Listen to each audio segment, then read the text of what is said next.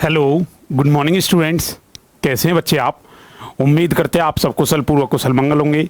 और स्टूडेंट्स, मैं Jitesh Parashar, physics faculty, Mukherjee Nagar Delhi से स्वागत करता हूं आप सबका प्रबल अकेडमी में। आइए बच्चे, बहुत बहुत स्वागत आपका। बच्चा गुड मॉर्निंग से पहले क्वेश्चन का आंसर देने लगा, और इससे बढ़कर मेरे लिए खुशी की बात और क्या होगी। क्या बात। सौरभ कुमार, खुश रहो बेटा, विजयी भव। अक्षय कुमार जी, बिल्कुल बिल्कुल, बहुत बढ़िया बेटा। ऋतिक, शाबाश। चलिए, जय हिंद बेटा, हिंद की जय। बहुत बढ़िया बेटा। आइए सारे बच्चे, और हम शुरुआत करने जा रहे हैं। बिल्कुल, बताइए। बड़े प्यार से हम चल रहे थे क्वेश्चनों के सीरीज में। कहता है निम्नलिखित में से विद्युत धारा का मात्रक क्या है? करंट जो होती है वो किसमें मेजरमेंट की जाती है? Candela, ampere, kelvin, volt. Sir, LKG का क्वेश्चन है, और एलकेजी के क्वेश्चन बी करेक्ट आंसर इसका। बहुत बढ़िया बेटा। अगला क्वेश्चन आप बताइए हमें एक बार। क्या कहता है? कहता प्रक्षेप की गति के संबंध में विचार करते समय, मतलब इन the case of projectile, in the case of projectile, projectile motion आपने देखा होगा जो इस टाइप से होता है। उसी प्रोजेक्टाइल मोशन में क्या कहता है? विचार करते समय जब वस्तु के प्रतिरोध को ध्यान में रखा जाता है, तब प्रक्षेप का निम्नलिखित में से कौन सा गुण बढ़ोतरी को दर्शाता है? बेटा याद रखो, जब भी हम प्रोजेक्टाइल मोशन पढ़ाते हैं, नवीन यादव, एक्सपर्ट राम, हाँ बेटा बिल्कुल, खुश रहो।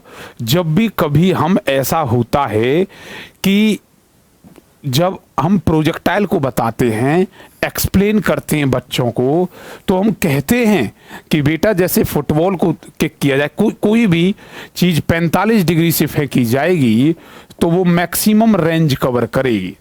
लेकिन उस टाइम कोई बच्चा कहने लगे गुरुजी अगर आंधी चल रही है और अपोजिट डायरेक्शन में चल रही है तो क्या होगा? फिर कोई बच्चा कहने लगे सर जी पृथ्वी घूम रही है, पृथ्वी घूम रही है, और पृथ्वी घूम रही है उसी की दिशा में करें तो सर पृथ्वी की भी दिशा कुछ लगेगी। तो ऐसी चीजों को हम नेग्लेक्ट करवा देते हैं। क्या करवा देते हैं? नेग्लेक्ट। की बेटा ऐसी कंडीशंस को हमें नेग्लेक्ट करके चलना है। कोई कहेगा गुरुजी ग्रेविटी भी लग रही होगी, ये ऊपर जा रहा होगा, ग्रेविटी कहेगी ना ना ना ऊपर मत जा, ये आ रहा होगा, ग्रेविटी कहेगी आ जा।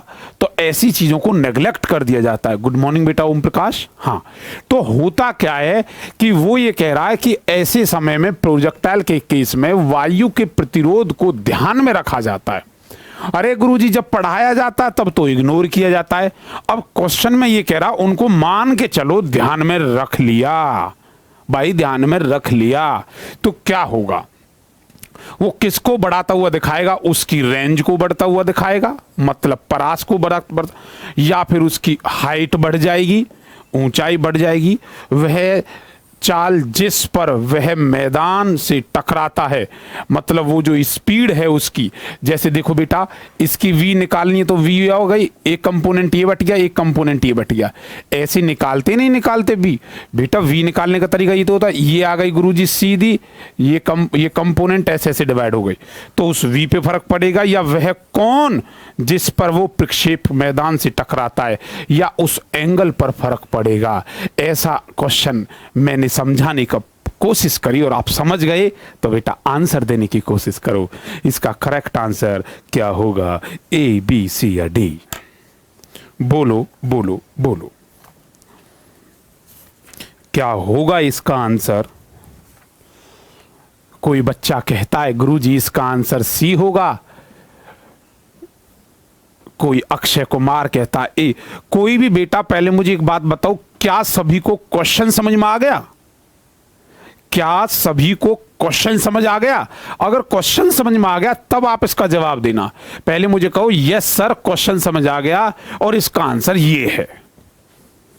बोलो बेटा।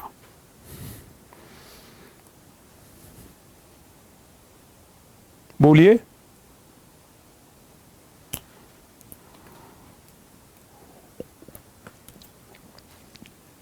कोई डी कहता, कोई बी कहता, कोई सी भी कह रहा है, कोई ए भी कह रहा है। चारों ऑप्शन है।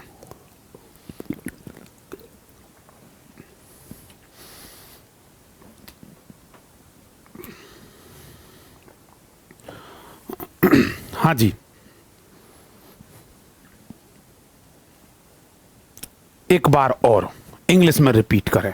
ओके बेटा, जब भी कभी हम प्रोजेक्टाइल मोशन के बारे में स्टडी करते हैं, व्हाट इज प्रोजेक्टाइल मोशन, फिर से सुनो गुरुजी, जब भी किसी ऑब्जेक्ट को हिट किया जाता है 45 डिग्री पर, 45 डिग्री पर हिट किया जाता है, then it attain a parabolic path, परवलयाकार हो जाता है। और ऐसी कंडीशन में वो मैक्सिमम हाइट पर जाए, मैक्सिमम रेंज कवर करेगा, सबसे ज्यादा दूरी तय करता है कि नहीं करता, किसी भी चीज को 45 डिग्री से हिट किया जाए। अब ये चीज दो तरह से होती है, एक ऐसे और एक बेटा जो फाइटर प्लेन होते हैं उनके अकॉर्डिंग फेंका जाता है। बात समझ आई? मैंने जब एक्सप्लेन किया था उस टाइम क्लास में समझाया था तो बोला था बेटा इसका नाम है एंगुलर और इसका नाम है हॉरिजॉन्टल, ये क्षैतिज है और ये कोणीय प्रक्षेप कहा जाता है। वैसे मैं आपको बता दूं, आपकी बुक में तो सिर्फ एक का ही जिक्र कर रहा होता है, हकीकत में ये दोनों होते हैं। तो जब इन दोनों के बारे में बताया जाता है, इनकी इक्वेशन, इनकी हाइट, सब कुछ बताया जाता है, तो उस टाइम कहा जाता है कि ऐसी कंडीशन में उसके एयर रेजिस्टेंस को नेग्लेक्ट कर दिया जाए। अगर मैं चिड़ी बल्ले खेलते हैं, आप जानते हो, रैकेट खेलते हो, क्लियर है, आप खेलते हो, उस हाइट अटेन करते हो, लेकिन बेटा एक बात बताओ, जब हवा चलेगी तो जिस तरफ की हवा चल रही है वो तो ऐसे करे, और तुम्हें ताकत लगानी पड़ती है नहीं पड़ती? बोलो इस बात को, ताकत लगानी पड़ती है कि नहीं पड़ती? हाँ सर, पड़ती है। तो ऐसे वो ये कह रहा, अगर तुम फुटबॉल खेल रहे हो और 45 डिग्री का वो कोण बनाती है, 45 डिग्री का वो कोण बनाती है, तो ऐसी कंडीशन में हवा का भी कुछ ना कुछ रहेगा। लेकिन जब हम ऐसा टॉपिक कराते हैं तो हर चीज को बोलते हैं कि कोई भी बच्चा यहां ये नहीं कहेगा गुरुजी एयर रेजिस्टेंस, हवा का प्रतिरोध लग रहा है। कोई बच्चा ये नहीं कहेगा सर पृथ्वी घूम रही है, कहीं उससे कोई फर्क पड़ जाए आगे पीछे का। कोई बच्चा ये नहीं कहेगा गुरुजी ग्रेविटी घुरती हुई का कोई फर्क पड़ जाए।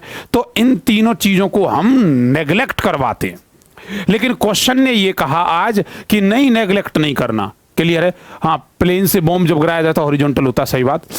इन्होंने कहा नेग्लेक्ट नहीं करना है, वायु के प्रतिरोध को अब ध्यान में करना है। जो तुम नेग्लेक्ट किया करते तो उसे ध्यान में रखना आज। अगर तुमने मान लिया कि एयर रेजिस्टेंस है, आंधी चल रही है अपोजिट डायरेक्शन में, तो उस टाइम उसके किस चीज पर फर्क पड़ेगा?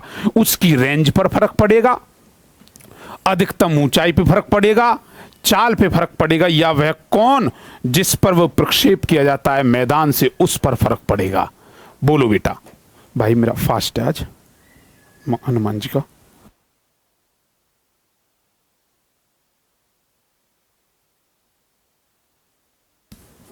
हाँ जी बेटा, बताइए, बोलिए क्या होगा इसका आंसर। हाँ, क्वेश्चन समझ में आ गया बेटा? जिन बच्चों ने इसका आंसर दिया डी, वो बिल्कुल सही आंसर है। गुरुजी यहां जो गेम है प्रोजेक्टाइल में, वो पूरा का पूरा एंगल पर बेस्ड है, क्योंकि जब एंगल 45 डिग्री होता, 45 डिग्री होता है, बात समझ आई बेटा? 45 डिग्री होता तभी उस केस में वो मैक्सिमम रेंज कवर करता है, मैक्सिमम जो दूरी होती है वो कवर करता है। तो इस वजह से बेटा याद रखना, उसके एंगल पर फर्क पड़ेगा। बोलो किस पर फर्क पड़ेगा बेटा? एंगल पर। बोलो बात समझ आई? Yes sir. तो करेक्ट आंसर जिन बच्चों ने इसका बेटा डी दिया था, in the case of projectile when air resistance is included then there is effect on its angle made by horizontal, मतलब सरफेस, ग्राउंड सरफेस से जो बनाया जाएगा। अगला बताइए बेटा क्या कहता है? यदि किसी पिंड पर क्रियाशील बल जिसकी चाल से व्युत्क्रमानुपाती है सी, तो इसकी गतिज ऊर्जा क्या होगी?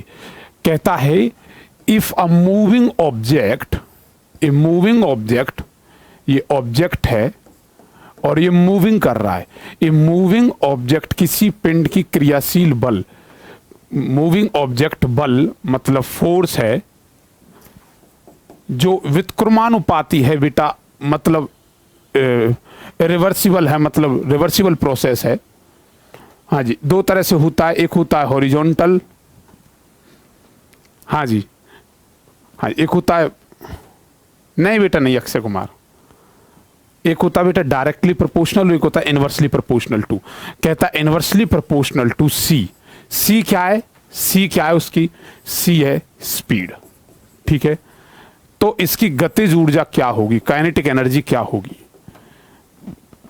वो रेखिक रूप से समान से संबंधित होगी, मतलब वो रेक्टिलिनियर होगी, या समय के व्युत्क्रमानुपाती होगी, या इनवर्सली प्रोपोर्शनल होगी टी के, या समय के वर्ग के व्युत्क्रमानुपाती होगी, मतलब समय के वर्ग के व्युत्क्रमानुपाती, inversely proportional to the square of time, या एक कांस्टेंट होगी, एक कांस्टेंट होगी। बोलो बेटा, बोलिए थर्ड का आंसर क्या होगा?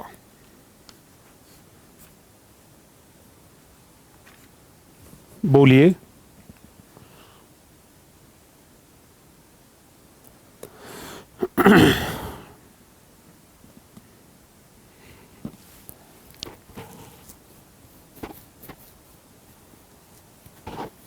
हाँ जी, थर्ड का बी।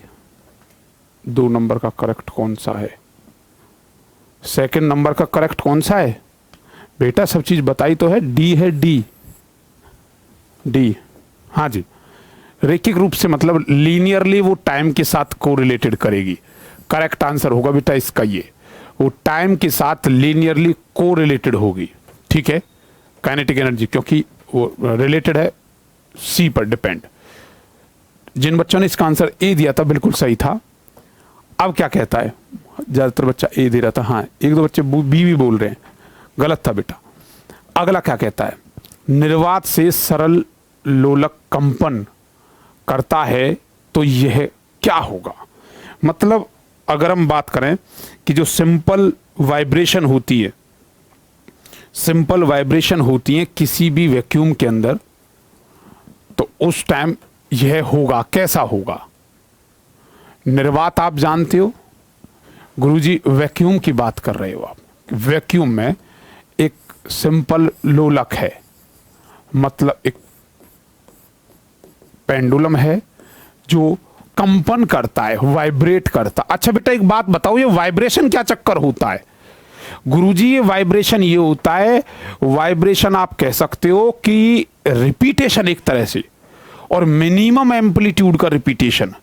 जैसे मान के चलिए, देखो ये एम्पलीट्यूड ऐसे ऐसे, एम्पलीट्यूड ये तो है बेटा आयाम, इतना जितना मैं गया वो आयाम है ना एम्पलीट्यूड। ये आयाम आया आया आया आया ऐसे। अब आयाम को कर दो कम, कम कर दिया, देखो इतना आयाम है बस। अब इसकी स्पीड बढ़ा दो ऐसे से, देखा होगा तुमने। तो ये क्या करता है? ये वाइब्रेशन हो रहा है। तो वाइब्रेशन क्या करता है? मिनिमम एम्पलीट्यूड का मैक्सिमम रिपीटेशन जो हो जाता है वो वाइब्रेशन की फॉर्म होती है। तो यह होगा वैक्यूम के केस में। बोल रहा है वाइब्रेशन क्या होगा कि वो विराम अवस्था में होगा, मतलब in the form of rest. कहता समान आयाम के साथ कंपन करेगा परंतु समय के साथ आवृत्ति घटेगी, मतलब same amplitude, vibration with same amplitude and frequency decrease. उसके बाद समान फ्रीक्वेंसी कंपन करेगा परंतु समय के साथ आयाम घटेगा, मतलब वाइब्रेशन विद सेम फ्रीक्वेंसी जबकि एम्पलीट्यूड घटेगा। क्लियर है? समान आयाम तथा समान आवृत्ति के साथ सदैव कंपन करेगा, मतलब वाइब्रेशन वो करेगा, सेम तो होगा उसका म्यू और सेम होगा उसका एम्पलीट्यूड, आयाम। बोलो बेटा, बोलिए। हाँ, फोन की वाइब्रेशन भी ऐसी होती है बेटा। कोई भी वाइब्रेशन होती है वो इसी अंदाज में होती है कि मैक्सिमम से मैक्सिमम रोटेशन लगाएं और एम्पलीट्यूड उसका कम हो जाए, आयाम। बोलिए बच्चे।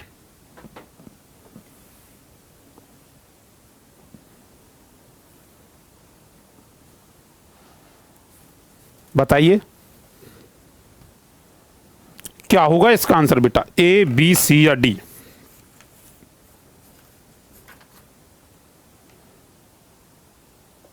कोई बच्चा कहता है गुरुजी डी होगा,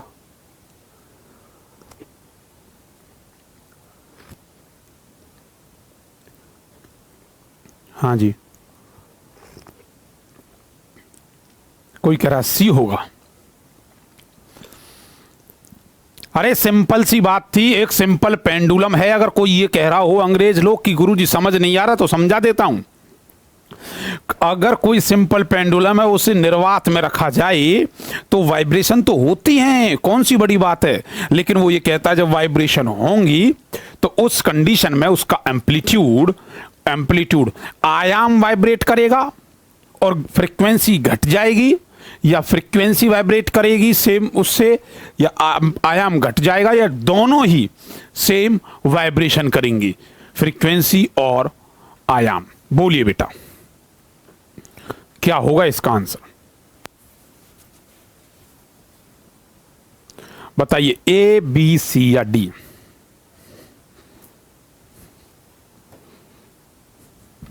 करेक्ट आंसर इसका होगा डी। जिन बच्चों ने दिया डी कि सर उसका सेम एम्पलीट्यूड होगा, सेम फ्रीक्वेंसी होगी। फ्रीक्वेंसी और एम्पलीट्यूड दोनों तो बढ़ेंगे, लेकिन फ्रीक्वेंसी और आयाम जो होगा सदैव कंपन करेगा एक साथ। निर्वात का केस में एक पिंड का भार, ऑब्जेक्ट ऑफ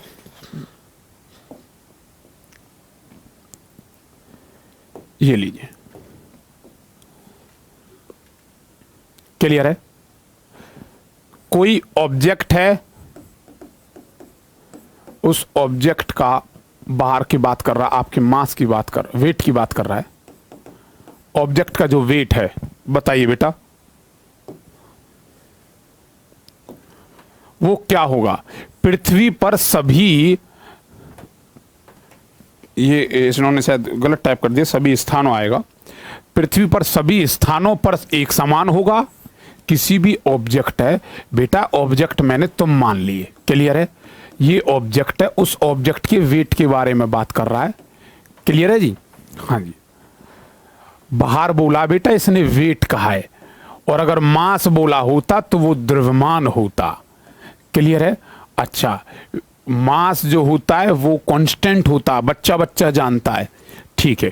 कहता पृथ्वी पर सभी स्थानों पर सेम समान होगा, ध्रुवों पर अधिकतम होगा, मतलब पोल पर मैक्सिमम होगा, या फिर इक्वेटर पर मैक्सिमम होगा, या फिर मैदानों की अपेक्षा पहाड़ों पर अधिक होगा। कहता है कि तुम्हारा जो वेट है, 5 का बी लगा रहा बेटा, कह रहा तुम्हारा जो वेट है वो कहां पर, क्या वेट पे क्या फर्क पड़ेगा। पृथ्वी के हर स्थानों पर समान होगा, पोल पर अधिक होगा, या फिर इक्वेटर पर ज्यादा होगा, या फिर मैदानों की तुलना में पहाड़ों पर ज्यादा होगा। क्वेश्चन तो समझ गए होंगे ना, बोलिए।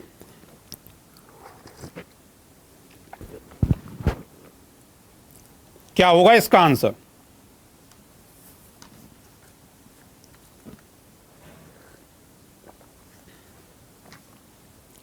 बहुत बढ़िया बेटा।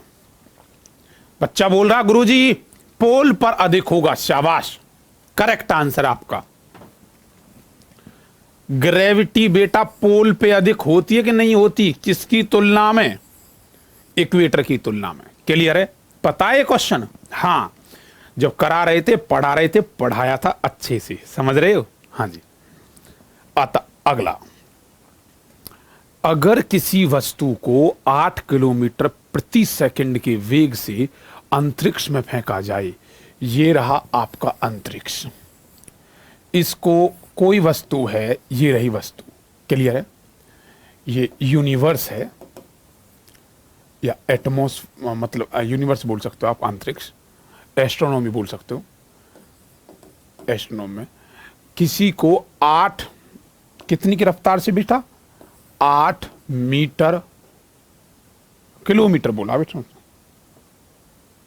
8 किलोमीटर प्रति सेकंड की वेग से उसे वेलोसिटी से फेंका जाए। क्वेश्चन समझ में आ गया। अरे क्वेश्चन समझ में आया नहीं आया, यस सर, सर नमस्कार बेटा, आ गया, बहुत बढ़िया। अब क्या कहता है, वह वस्तु अंतरिक्ष में चली जाएगी, एस्ट्रोनॉमी में चली जाएगी, अच्छा, या वह वापस पृथ्वी पर आ गिरेगी, या वह पृथ्वी के चारों ओर अपनी कक्षा में, मतलब ऑर्बिटल वेलोसिटी कवर करती रहेगी या वह फट जाएगी? जवाब आप लोगों को देना पड़ेगा, ए, बी, सी या डी। शाबाश, बोलिए बेटा, क्या होगा इसका आंसर?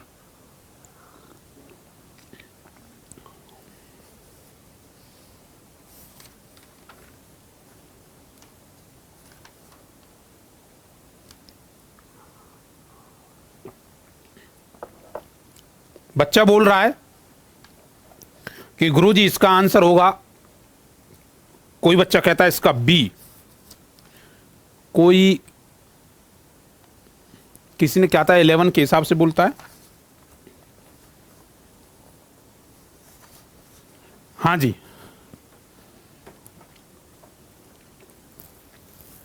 ऋतिक बेटा 11.2 किलोमीटर प्रति सेकंड की हम बात करते हैं, वो एस्केप वेलोसिटी होती है बेटा। क्लियर है? पलायन वेग जिसे तुम कहते हो वो एस्केप वेलोसिटी कंडीशन होती है, समझ रहे हो? हाँ जी, तो एस्केप की कंडीशन तो है ही नहीं।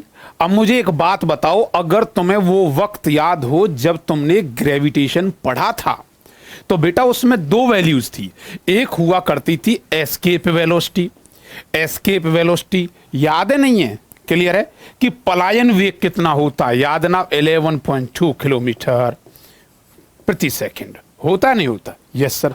और एक और होती थी वीओ। वीओ मी का मतलब क्या था बेटा? Orbital velocity. हिंदी मीडियम इस ऑर्बिटल वेलोसिटी को क्या कहता? कक्षीय वेग, जिसे तुम बोला करते थे 7.92 किलोमीटर पर सेकंड, जो लगभग 8 किलोमीटर प्रति सेकंड की रफ्तार बोली जाती थी। अब तो बता दो आंसर, अरे अब तो बता दो, बहुत आसान कर दिया तुम्हारे लिए क्वेश्चन। बोलो बेटा, करेक्ट आंसर इसका होगा ए, बी, सी या डी। जिक्र आपको करना होगा। बोलिए, बताइए, समझाइए। शाबाश, बहुत बढ़िया। बच्चों ने अपना आंसर चेंज किया क्योंकि वो समझ चुके हैं। बिल्कुल बी होगा, क्योंकि जब पहुंचेगा नहीं तो चक्कर कहां से लगाएगा। अवनीश बेटा ज्यादा दिमाग नहीं लगाया करते। जब हम क्वेश्चन में खुद बोल रहे हैं कि वो अंतरिक्ष में है और वो ये कह रहा है कि सर जब पहुंचेगा ही नहीं तो क्या हो जाएगा, ये बेटा इतना तथ्य सोचोगे, कैसी बात कर रहे हो? फिर मैं कुछ और एग्जाम्पल बोलूंगा तो आप ये कहोगे, अरे वो खुद बोल रहा है इस चीज को, कह रहा गुरुजी यहां तक जब तक पहुंचाओगे नहीं तब तक क्या है। 11.2 से कोई मतलब नहीं, करेक्ट वर्ड है बेटा इसका ऑर्बिटल वेलोसिटी। बच्चे समझ गए, आंसर देने लगे। बच्चा कहने लगा सर गुरुजी सी पे लॉक कर दिया जाए, और हमने कर दिया, हमने कब मना किया? समझ गए ना? क्योंकि बेटा उसने बोला था 8 को, और बेटा वो 11 का कंडीशन नहीं देगा, उसने जानबूझ के यही बोला था कि ऑर्बिटल वेलोसिटी वो अटेन कर लेता है। बात समझ आई? बहुत बढ़िया। क्वेश्चन समझ आ रहा है? मजा आ रहा है? बहुत बढ़िया। अगला क्वेश्चन आप बताओगे बेटा। नदी में लकड़ी, क्या कहता है? नदी में लकड़ी जिस ऊर्जा के कारण बहती है।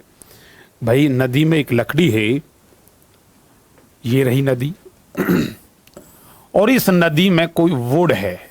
वुड बेटा, वुड, लकड़ी, लड़की नहीं, लकड़ी। लकड़ी जिस ऊर्जा के कारण बहती है, वो फ्लोट करती है, एक एनर्जी उस पर लगती है। वो एनर्जी कौन सी एनर्जी होती है? मतलब mechanical energy, heat energy, electrical energy या सोलर एनर्जी? बोलिए, ए, बी, सी या डी? बोलो बोलो बोलो। हाँ जी,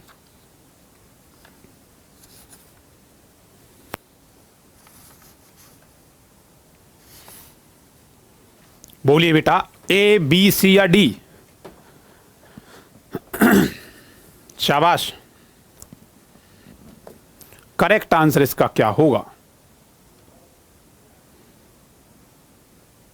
बच्चा जवाब दे रहा है, सौरभ कुमार, हमने आपके आंसर को मान्य कर लिया, मान लिया उसे।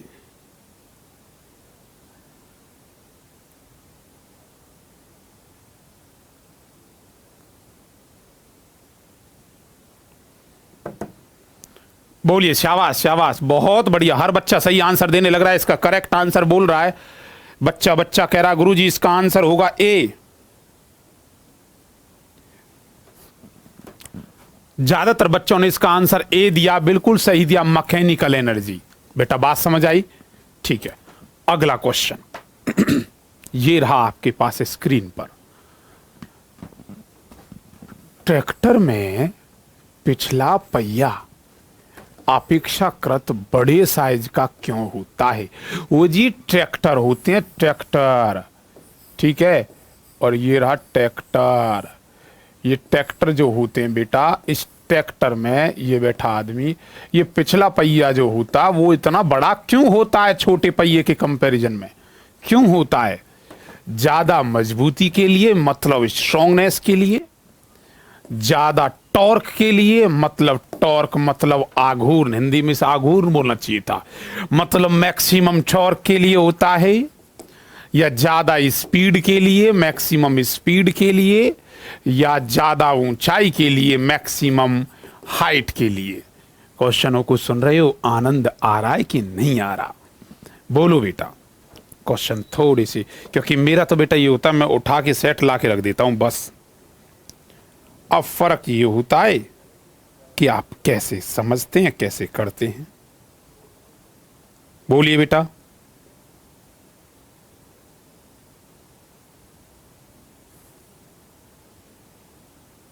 हाँ जी,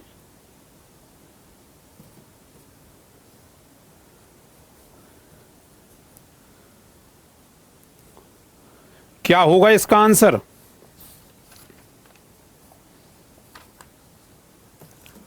B B B. Expert Ram कहता है डी।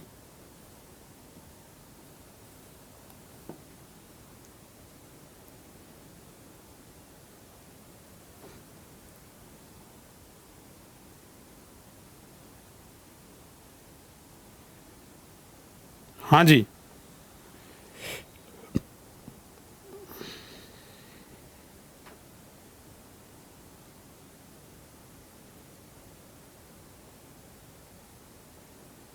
चलिए बेटा। जिन बच्चों ने इसका आंसर बोला है कि वो जी पूरा आनंद ले रहे हैं, अच्छा ज्यादा टॉर्क होता है तभी तो ट्रॉली आसानी से खिंच जाती है। अबे बेटा ऋतिक, टॉर्क वो नहीं होता जो तुम समझ रहे हो। सुनो, टॉर्क वो नहीं होता जो तुम ट्रॉली की वजह समझ रहे हो। टॉर्क मैक्सिमम होता है, ये बात सही है। अच्छा जिप्सी देखिए, जिप्सी भाई, जब एयरफोर्स में जाओगे तो जिप्सी मिलेंगी, और वो किस कलर की मिलेंगी? आसमानी कलर की मिलेंगी। जब आप इंडियन आर्मी में जाओगे तो जिप्सी मिलेंगी। वो जिप्सी किस तरह की मिलेंगी वो आप जानते हो, क्लियर है। चितकबरी मिलेंगी, चीता ड्रेस की मिल सकती हैं। अब उन जिप्सी जो होती है उन पे कभी देखना, कभी नोटिस करना, अदर जीप्स जो होती है उन जीप पे भी कभी लिखा होता है। तो किसी गाड़ी पे अगर 4x4 लिखा हुआ है तो बेटा इसका मतलब क्या है? वैसे ये क्वेश्चन जेसीबी में जब इंटरव्यू चल रहा था, जेसीबी एक बहुत बड़ी कंपनी है, उसमें जब इंटरव्यू चल रहा था तो उस दौरान पूछा था ये 4x4 क्या है। कोई कहने लगे कि मैं ऑटोमोबाइल से हूँ या मैकेनिकल से हूँ, तो मैकेनिकल से उससे पूछना कि भाई गाड़ी पे जो 4x4 लिखा होता है उसका मतलब क्या है। तो वो उसको बताना कि 4x4 का मतलब है ये गाड़ी ऐसी है कि इस गाड़ी के 4x4 नहीं कहते, इस गाड़ी के चारों टायरों पर इक्वल टॉर्क लगता है। ये कहानी है, चारों टायरों पर इक्वल टॉर्क लगता है, इसलिए। बात समझ आई? मतलब उस गाड़ी के चारों टायर घूमते हैं। जर्नली होता क्या है, किसी भी गाड़ी के पीछे के टायर घूमते हैं, आगे वाले अपने आप चलते हैं। अब बेटा ट्रैक्टर में टॉर्क मत समझ लेना, ट्रैक्टर में ये मत समझ लेगा चारों घूमते हैं ना, ट्रैक्टर में सिर्फ पीछे वाले घूमते हैं। बात समझ आई? ट्रैक्टर फंस जाता देखते हो, आगे वाला भी चलता है कि ना, पीछे वाला अगर आगे वाले चल रहा होता तो वो निकल जाता। तो ऐसी गाड़ी फंसती नहीं है जिसमें चारों टायर घूमते हैं। अगर वो दो जगह भी, दो एक साइड से ऐसे भी उठ गई ना, खाली दो टायरों पे टिकी हुई है, तो भी आगे बढ़ जाएगी। जैसे आप देखते हो थार में, थार के अंदर ये खासियत है, मतलब इंजन चारों पहियों को बल देता है, अर्थात पहियों को बराबर बल मिलता है। हाँ बेटा ऋतिक, आ गई बात समझ? ओ भाई साहब, मेरे ट्रैक्टर में इतना लगता है टायरों पर, बिल्कुल उसने तो करेक्शन बता दिया। बहुत बढ़िया बेटा डब्लू कुमार, बात समझ आ गई। तो इक्वल टायर लगता है, तो बड़े टायर इसलिए लगाए जाते हैं क्योंकि इन पे टॉर्क लगता है। टॉर्क लगने का मतलब ये बड़े टायर घूमते हैं, जब कभी ट्रैक्टर फंस जाता देखना पीछे वाली टायर आगे बढ़ते हैं, तो इसलिए, ये नहीं कि ऊंचाई बढ़ाने के लिए। समझ रहे हो? बहुत बढ़िया, ये बात समझ आ गई। 4x4 कैसी गाड़ी पे लगता दिख जाए तो समझ लेना इस गाड़ी के चारों पहिए घूमते हैं। आ जाओ बेटा, अगला अगला नेक्स्ट।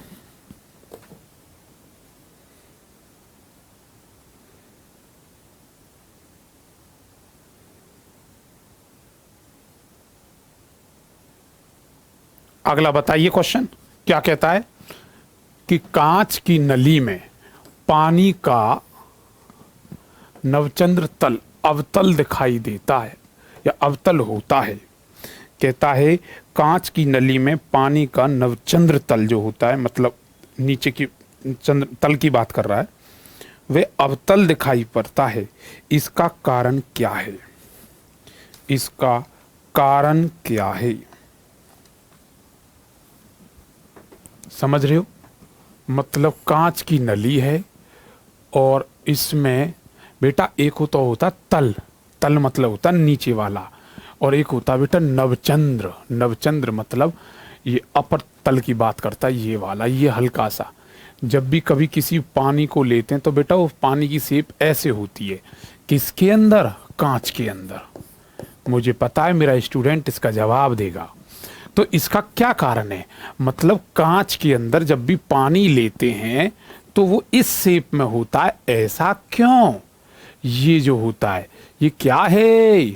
कॉनकेव, मतलब ये अवतल शेप बनाता है। ऐसा क्यों?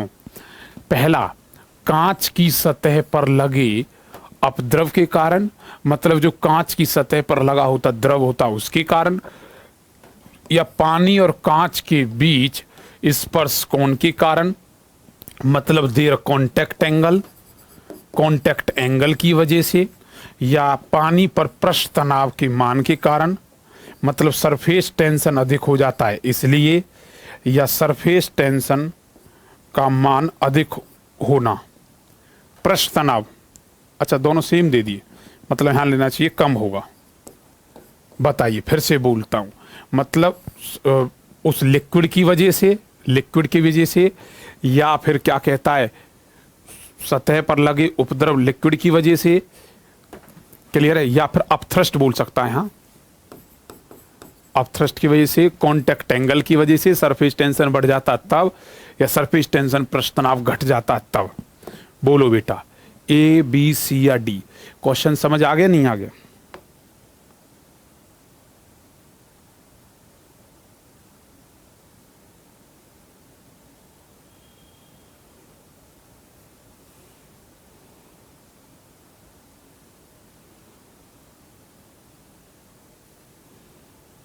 बोलो बच्चे।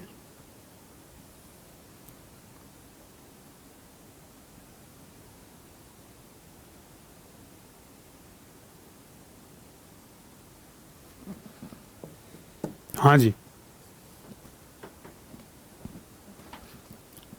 बिल्कुल। चलिए, जिन बच्चों ने इसका आंसर दिया बी, बिल्कुल सही आंसर है बेटा, बी इज करेक्ट आंसर। सी नहीं होगा बेटा, ओम प्रकाश गलत जवाब दे रहे हो। बिल्कुल करेक्ट आंसर इसका होगा बेटा B. B is correct answer. ऐसा इस वजह से कि इनके बीच में जो कॉन्टैक्ट एंगल बनता है, ये वाला एंगल, वो एक्यूट एंगल बनता है। एक्यूट न्यून कोण बनता है, मतलब थीटा इज इक्वल टू जो होता है वो 90 डिग्री से कम होता है। बात समझ आई? बताई थी मैंने ये बातें। अगर थीटा का मान 90 डिग्री से ज्यादा हो जाए तो वो ऑब्ट्यूस बनेगा, फिर उसमें ऐसी शेप बन जाती है, ऐसी। इसे बेटा हकीकत में जो ये नवचंद्र, इसे मेनिस्कस बोलते हैं। क्या बोलते हैं? मेनिस्कस। मेनिस्कस, क्लियर है? अगला क्वेश्चन बोलिए बेटा, नेक्स्ट। हाँ जी, किसी केशव नली का प्रयास, जो व्यास है, ये रही बेटा। आपके पास एक कैपिलरी ट्यूब है, the size of capillary tube, या बोलता है रेड जो व्यास होता है आपका, diameter of capillary tube is double, diameter को दोगुना कर दिया जाए तो नली में पानी का चढ़ाव क्या होगा। मतलब राइजिंग वाटर पे क्या फर्क पड़ेगा जब इसकी डायामीटर को बढ़ा दिया जाए। याद करो उस वक्त को जब मैंने तुम्हें एक रिजल्टेंट लिखवाया था हाइट का, अब मैं नहीं बताऊंगा वो क्या था। हाइट का रिजल्टेंट लिखवाया था। कैपिलरी ट्यूब जब राइज करती है तो उसी के अंदर क्या कहता है कि अगर डायामीटर बढ़ेगा तो वो दुगनी हो जाएगी, आधी हो जाएगी, 3 गुनी बढ़ जाएगी, या कांस्टेंट रहेगी। बोलिए बेटा, ए बी सी या डी।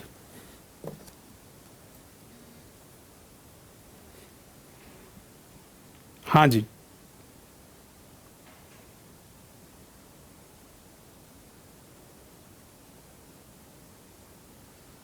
बोलिए बच्चे।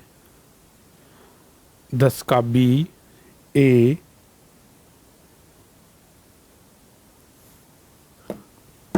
हाँ जी हाँ जी,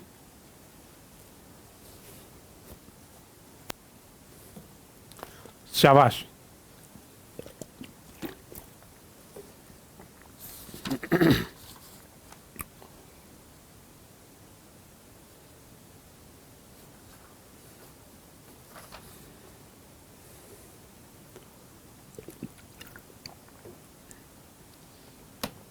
मोस्टली सारे बच्चों ने सही आंसर दिया इसका। सौरभ, ऋतिक, नवीन, सबने मोस्टली सबने आंसर दिया। आधा हो जाएगी बिल्कुल, क्योंकि वो इनवर्स फैक्टर में होती है। शाबाश, रिजल्टेंट जैसे याद था वो कर देगा। अगला कहता है बेटा साउंड वेव्स। मुझे बताना लास्ट में क्वेश्चन कितने नंबर आते हैं। ध्वनि तरंगे अपने मार्गों में रुकावट आने पर, क्लियर है, जब when there is obstacle, when there is obstacle in sound waves की बात करें, जब साउंड वेव जा रही है और बीच में कोई ऑब्स्टिकल आ जाए, रुकावट आ जाए, तो वो क्या हो जाएंगी, मुड़ जाती हैं, सीधी जाती हैं, रुक जाती हैं, या लुप्त हो जाती हैं, गायब भी हो जाती हैं। बोलो बेटा, ए बी सी या डी। ए बी सी या डी।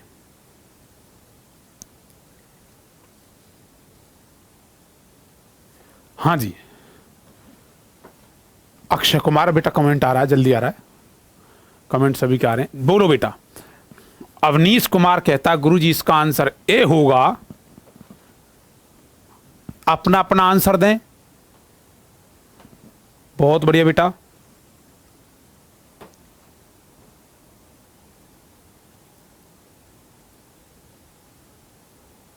कोई डी भी बोल गया। अवनीश कह रहा डी। अच्छा, वो कोई भूतिया वो होती है साउंड जो गायब हो जाएंगे।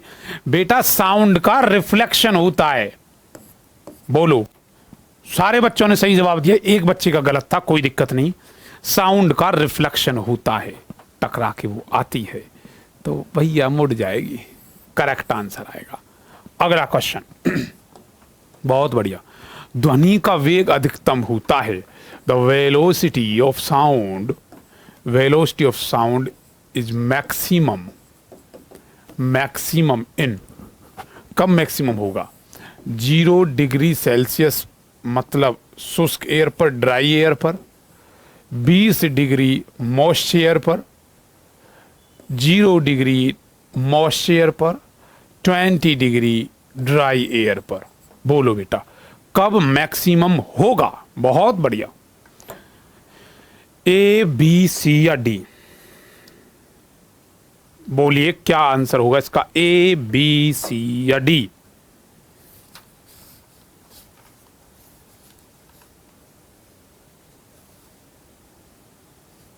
हाँ जी, 12 का कहता बेटा सी होगा। हाँ जी,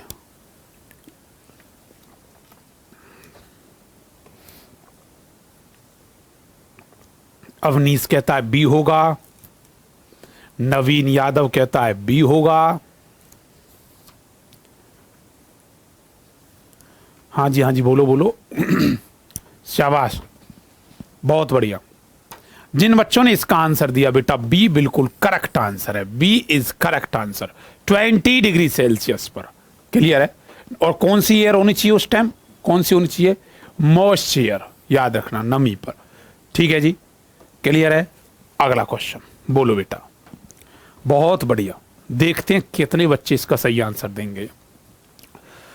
पश्चिम की ओर प्रक्षेपित किया गया धन विचलित कण किसी चुंबकीय क्षेत्र द्वारा विचलित हो जाता है। चुंबकीय क्षेत्र की दशा क्या है? बहुत बढ़िया।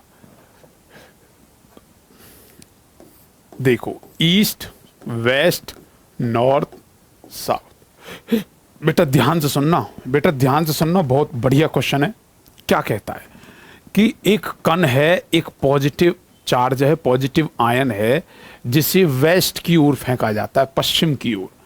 पश्चिम की ओर प्रोजेक्टाइल किया जाता है। If positive particle projected towards west, clear है, देन इट डेविएट, तब वह विचलित हो जाता है। Then it deviate in magnetic field, clear है।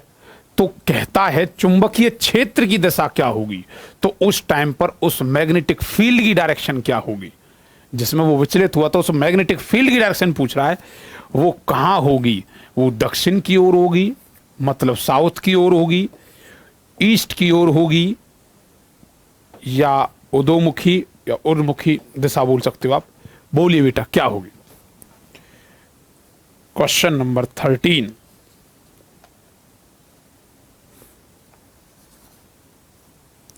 हाँ जी,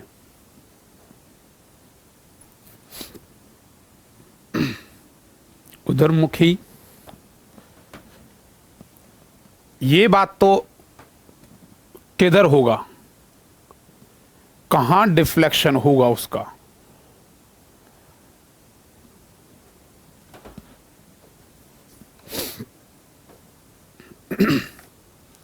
नहीं बेटा, ए और बी तो हो नहीं सकते, बिल्कुल इनमें से ही है इसका आंसर।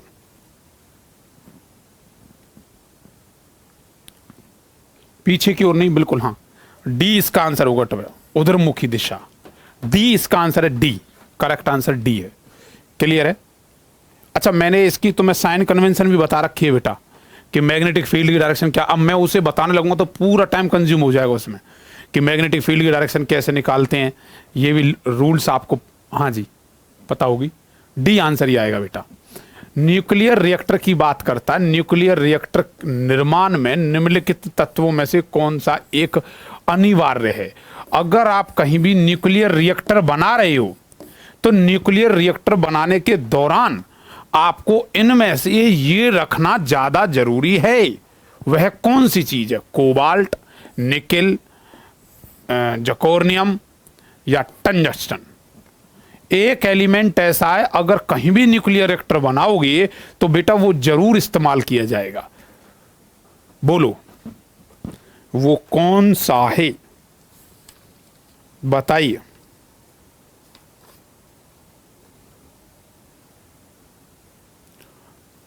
बहुत फास्ट से आंसर दिया बच्चे ने, शाबाश। 14 का आंसर क्या होगा? डब्लू कुमार सही है बेटा। ऋतिक ने अभी अच्छा 13 का आंसर दे रहा है। अक्षय कुमार गलत है बेटा। बोलो बोलो।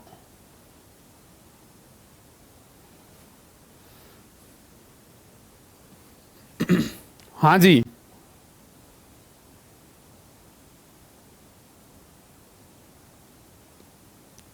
चौदह का सी। ना बेटा, निकिल नहीं होता। जर्कोनियम बिल्कुल सही आंसर है। 14 का सी। जो बेटा अगर आपने पढ़े हो तो एक बार मैंने एक पीडीएफ करा रहा था मैं, और उस पीडीएफ में इस क्वेश्चन का जिक्र था, लेकिन कुछ बच्चों ने उस पीडीएफ के फिर साथ साथ का सर हम कर लेंगे, इसलिए मैंने वो उस पे टेलीग्राम चैनल पे भी डाल दी। जर्कोनियम लिखा हुआ उसमें, सिंगल फोर्ट में लिखा हुआ, एक सिंगल वर्ड में। कहता पारे का प्रश्न तनाव, मतलब क्या कह रहा है? ये surface tension of mercury, Hg का सरफेस टेंशन 0.465 न्यूटन है। न्यूटन क्या पर मीटर है। अच्छा, 6 mm का व्यास है उसका, मतलब डायामीटर है कि पारे की एक बूंदों को अंदर अतिरिक्त दाब होगा कितना, मतलब प्रेशर पूछ रहा है आपसे। प्रेशर बताओ क्या होता है, आपने पढ़ा होगा प्रेशर एच रो जी। हाँ जी, तो प्रेशर पूछ रहा कितने पास्कल होगा, 310, 410, 510, 610। बोलिए बेटा। क्वेश्चन नंबर 15,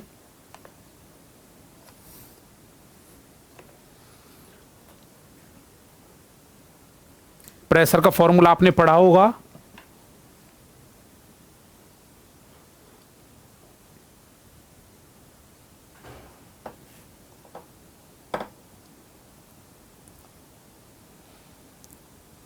निकिल की कंट्रोल रोड के रूम में, बेटा उसने कंट्रोल रोड पूछा ही नहीं आपसे ऋतिक, कंट्रोल रोड नहीं पूछा उसने। निकिल बच्चा जो जवाब दे रहा है वो ये कह रहा है सर वो कंट्रोल रोड का जिक्र कर रहा, कंट्रोल रोड उसने पूछा ही नहीं है। उसने जो क्वेश्चन में पूछा है वो बेटा कंट्रोल रोड के बारे में नहीं कहा, उसने कहा न्यूक्लियर रिएक्टर का जब निर्माण किया जाता है, जरूरी है न्यूक्लियर रिएक्टर में कंट्रोल रोड हो ना हो, तो ये नहीं कह रहा। वो न्यूक्लियर रिएक्टर एक ऐसा चीज होती है जब वो बनाया जाता है तो इनमें से एक ना एक डिवाइस जरूर उसका इस्तेमाल किया जाता है, वो होता ही होता है। ये लगे ना लगे कोई बात नहीं, कोबाल्ट लगे ना लगे, निकिल लगे ना लगे, लेकिन जर्कोनियम इस्तेमाल किया जाता है, याद रखना इस बात को, फैक्चुअल है।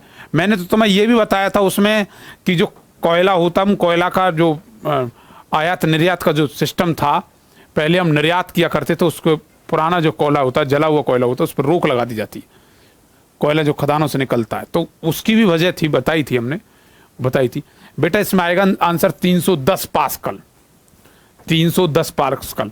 एक बात बता दूं बेटा, जो Hg होता है ना, Hg वो भी, Hg की जो गिरावट होती है वो मेजरमेंट करती है, या चढ़ना गिरावट मेजरमेंट करती है प्रेशर को।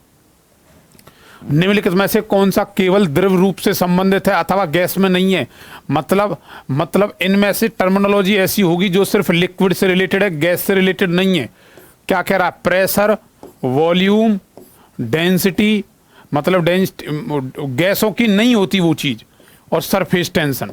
बोलो बेटा, आंसर दीजिए जल्दी, ABCD। अरे बोलो बोलो बोलो, बताइए जल्दी।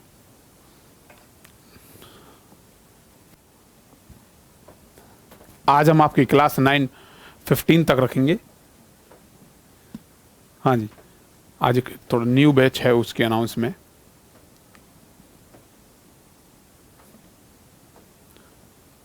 बेटा सिंपल फॉर्मूले बेस्ड, हाँ जी सिंपल था। सरफेस टेंशन, पृष्ठ तनाव, बच्चा बोल रहा है, हाँ जी हाँ बिल्कुल बोल रहा बच्चा, सही आंसर दे रहा है।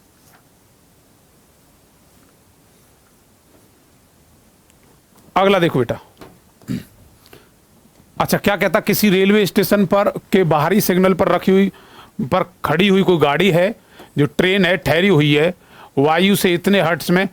बेटा इस क्वेश्चन को मुझे लगता है मैं नहीं एक्सप्लेन करूंगा, क्यों, क्योंकि मैंने इसको बहुत अच्छे से डॉपलर इफेक्ट में बताया आपको, डॉपलर इफेक्ट बताया था, हर बच्चे को अगर याद हो तो डॉपलर प्रभाव बताया था, और डॉपलर प्रभाव में बताया था कि अगर कोई चीज ऐसे आ रही है, अपोजिट आ रही है, उनके अकॉर्डिंग मेजरमेंट करनी है, तो उसे विसल सुनाई देती है, किस हिसाब से चलती है, तो ये सारी चीज बतानी थी आपको। जबकि इसमें ध्वनि की चाल आपको लेनी है, बता रखा फॉर्मूला कि ध्वनि की आवृत्ति क्या होगी, क्लियर है। प्लेटफॉर्म पर खड़े हुए उस व्यक्ति को क्या देखेगी, म्यू डैश बराबर, आपको बताई थी सारी चीजें, क्लियर है। तो ये सिंपल मैंने एक हिंट दे दी, डॉपलर इफेक्ट। अब उस डॉपलर इफेक्ट में ये देखना कि वो व्यक्ति खड़ा हुआ, ट्रेन आ रही है, तो कौन सा केस लगेगा, मतलब ऑब्जर्वर किस में है, रेस्ट में, और सोर्स मोशन में। तो ये भाषा मैंने समझाई थी कि नहीं समझाई थी, बोलिए। देखो ये बच्चे ने तो बोल दिया सर डॉपलर इफेक्ट का है ये सवाल, हटाओ सर, बोल दिया। कर लोगे ट्राई, चेक करना इतना कितना आएगा, जहां तक है 3 बी और सी में से दिखेगा, मोस्टली BSc में से दिख पाएगा इसका आंसर, ट्राई करना। सी आए शायद, हाँ जी। कहता किसी चालक के संपर्क में किसी आवेशित पिंड को लाए हाँ, लाए बिना ही आवेशित जो होता है करने की विधि क्या कहलाती है? देखो, कोई कंडक्टर है, किसी के संपर्क में लाने पर ही, मतलब बिना किसी कांटेक्ट के ही, बिना किसी कांटेक्ट के ही आवेशित कर लेता है, ऐसी विधि को क्या कहते हैं? मैग्निफिकेशन, मतलब मैग्नेटाइजेशन कहते हैं, या इलेक्ट्रिफिकेशन कहते हैं, या कांस्टेंट, या इलेक्ट्रोस्टैट इंडक्शन बोल सकते हैं। इलेक्ट्रो इंडक्शन या विद्युत चुंबकीय प्रेरण कह सकते हैं, इलेक्ट्रोमैग्नेटिक इंडक्शन कहते हैं। बोलिए, मतलब मैं ये चाहता हूं कि कोई बॉडी है, यहां है, उसे बिना किसी स्पर्श किए, टच किए, ऐसे टच किए बिना उसमें इफेक्ट पैदा कर देना, क्या कहलाता है? कौन सी विधि कहलाती है? समझदार बच्चे तो इसे देखो, अवनीश ने टाइम ही नहीं लिया, 18 का तुरंत बोल दिया उसने डी। अवनीश ने, डब्लू कुमार ने गलत बोला था बेटा, ऋतिक ने तुरंत बोल दिया आंसर। वो समझ गया गुरुजी ऐसा इफेक्ट तो खाली एक ही बताया, इलेक्ट्रोमैग्नेटिक इंडक्शन, और बार बार समझाया था कि इलेक्ट्रोमैग्नेटिक इंडक्शन में क्या होता है। इलेक्ट्रोमैग्नेटिक इंडक्शन में यही चीज होती है कि यहां का इफेक्ट यहां पैदा हो जाता है, बताया था ना, कोयल को लाएंगे, बहुत अच्छे समझाया था बेटा, बहुत अच्छे से। अब मेरे पास इतना वक्त नहीं होता हमारे पास कि हम उस चीज को प्रॉपर समझाएं। बहुत बढ़िया, क्वेश्चन यही होते हैं, कौन गलत कर रहा, कौन सही सही कर रहा है, फर्क पड़ता है। अब मुझे एक बात बताओ, क्या ये चीज नहीं बताई मैंने? रेजिस्टेंस को colour coding, B Roy go bring very good wife, बताया था नहीं बताया? बी रॉय नाम का आदमी था, उस वो एक बहुत अच्छी वाइफ लेने के लिए गया। जल्दी बताओ इसका आंसर क्या होगा? अपने को 25 क्वेश्चन कराने बेटा, बोलिए बोलिए। बी रॉय, कलर दे रखा आपको, ब्राउन, ब्लैक, ग्रीन और गोल्ड। बेटा बताओ इनमें से कौन सा होगा? बी रॉय वाला। टाइम दूंगा इसलिए थोड़ा सा 1 मिनट का टाइम दूंगा। B Roy go bring very good wife, calculate करके बताओ, जल्दी बताइए, करिए क्या होगा इसका।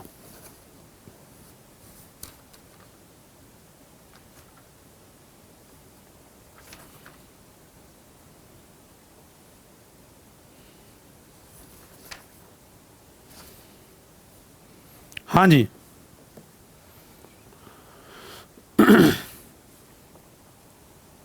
1 मिनट का टाइम देता हूं, कोई दिक्कत नहीं।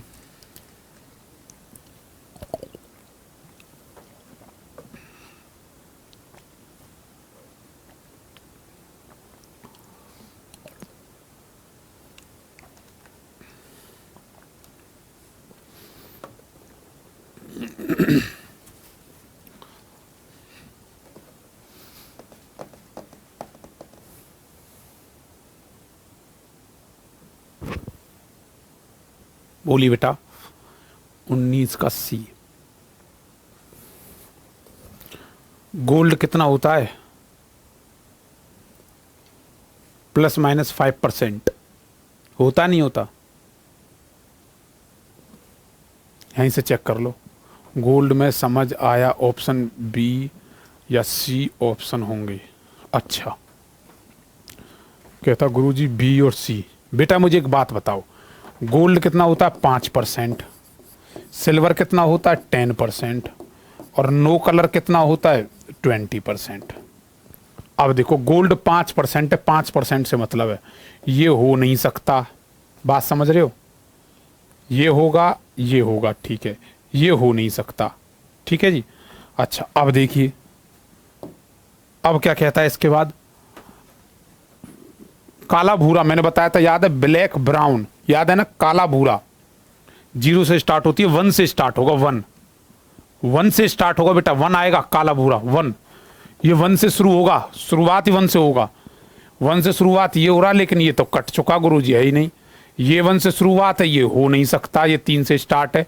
ये 8 से शुरुआत है, ये हो नहीं सकता, ये गलत है। 1 से तो शुरू, सर जी यही है काला भूरा, 0 इंटू 1, हाँ बिल्कुल बेटा, यही आना चाहिए इसका आंसर, लेकिन यहां मिस्टेक है, बहुत ब्लंट। हाँ जी, बस 1 सेकंड, यहां मिस्टेक है बेटा। क्यों? क्योंकि ये 5 अगर होगा तभी आंसर सही है। पहचान लेना आंसर को, 50 नहीं हो सकता, यही जा रहा है डी, लेकिन यहां 50 की जगह 5% आएगा। जी सर।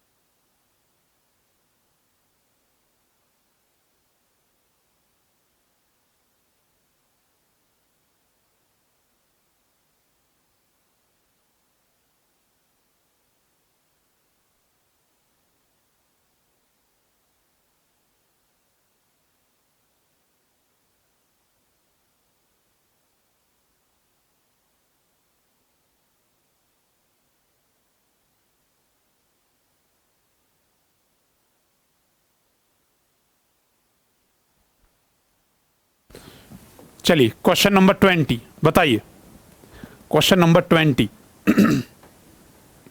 हाँ जी, कहता किसी चल कुंडली जो है धारा मापी, मतलब आप जानते हो एक मूविंग कॉइल गैल्वेनोमीटर की बात कर रहा, परिवर्तन में एक वोल्ट मीटर में किसके द्वारा किया जाता है, मतलब कैसे कैसे कनेक्ट किया जाता है। श्रेणी क्रम में अधिक मान आता है, मतलब सीरीज में सीरीज का मान जो होता है वो अधिक होता है।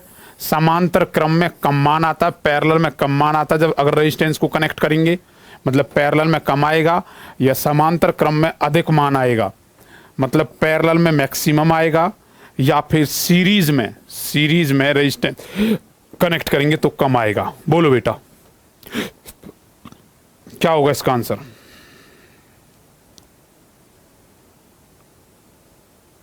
हाँ जी,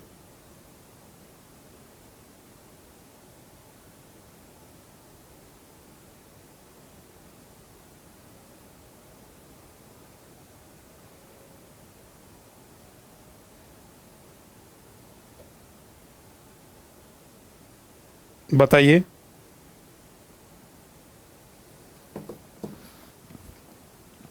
बोलिए बेटा करेक्ट आंसर क्या होगा क्वेश्चन नंबर 20 का।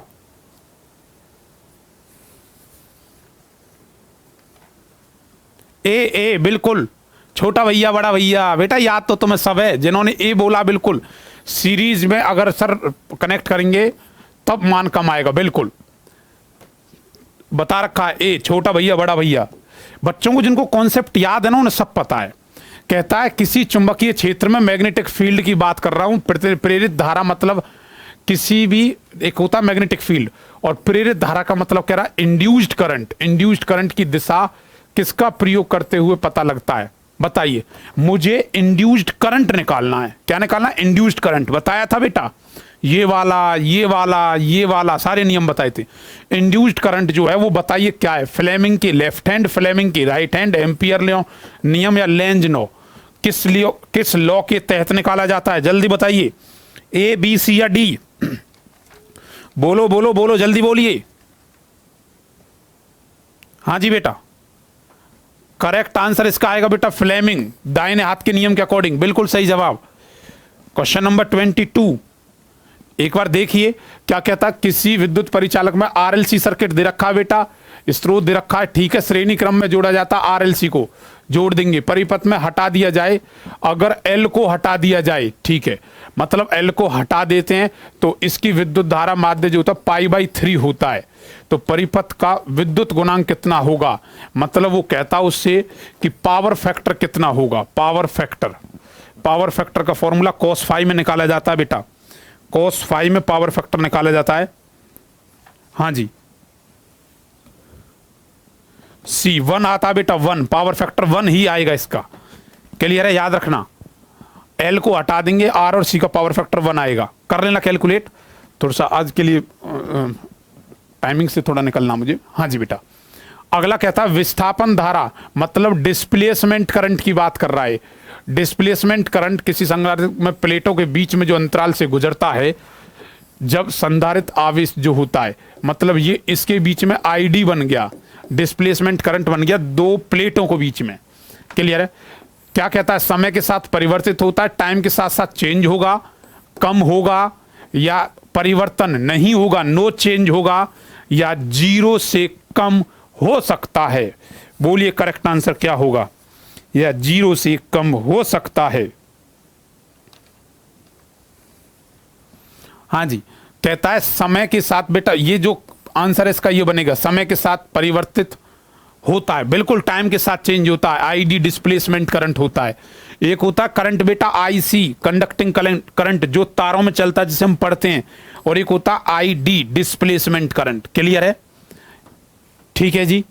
चेंज होता है बेटा टाइम के साथ। क्या कहता है मरीचिका किसके कारण होते, पता बेटा मिराज फॉर्मेशन, कहीं है टीआईआर पूर्णांतिक परावर्तन, गुरु जी सी, सिंपल आंसर है, पता नहीं पता ही बात। हाँ जी, किस माध्यम में ध्वनि का वेग जो होगा ज्यादा होगा, धातु में, वायु में, कांच में या ग्लिसरीन में, बताइए बताइए। आखिरी क्वेश्चन है इसका, आखिरी क्वेश्चन तो मैं आपके नाम छोड़ सकता हूं ना, अरे बोल दो भाई, मेटल में होता है, धातु में होता है, क्लियर है, सही आंसर धातुओं में। ठीक बच्चे, आज थोड़ा सा एक अर्जेंट है, निकलना है, और तब तक आप अपना ध्यान रखें, ख्याल रखें। ओके स्टूडेंट्स, मिलते हैं आपसे अगली क्लास में। जय हिंद।